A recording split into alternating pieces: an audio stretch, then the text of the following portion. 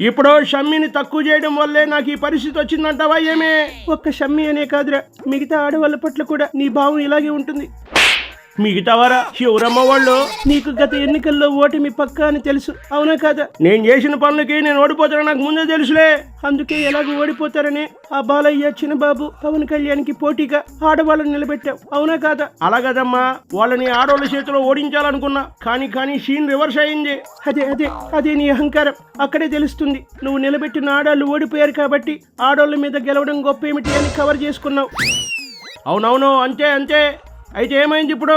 అక్కడ చిన్న చూపు చూస్తున్నట్లే కదా. ఒకవేళ ఆడవాళ్ళు గెలిచుంటే మా ఆడవాళ్ళ చేతిలో ఓడిపోయారనేవాడివి. ఫైనల్ గా ఆడవాళ్ళంటే నీకు చులకనైపోయారు. అబాబా, నువ్వేందమ్మా ఇలా తగులుకున్నావు? నేను ఏం చేసినా చెడే చూస్తావా ఏమి? అక్క చెల్లెమ్మలకు అవకాశం ఇస్తా ఉన్నా, ఎన్నో పథకాలు పెట్టి అప్పట్లో బటన్లు నొక్కి ఆడవాళ్ళని ఆదుకున్నా, అయినా నాకు దెబ్బేసినారు. ఏడ్చేవలే, అందుకే నువ్వు ఆ రోజు ఆడవాళ్ళతో ఓడించాలని ఆ ముగ్గురిని అనుకున్నావు. అదే కదా ఇప్పుడు దాకా నేను చెప్పేది. మళ్ళీ ఈ వేళ కూడా పులివెందుల్లో ఆడవాళ్ళతో ఓడించాలనుకున్నావు. ఖచ్చితంగా అలాగే అనుకునే పులివెందుల్లో మహిళను పెట్టిన.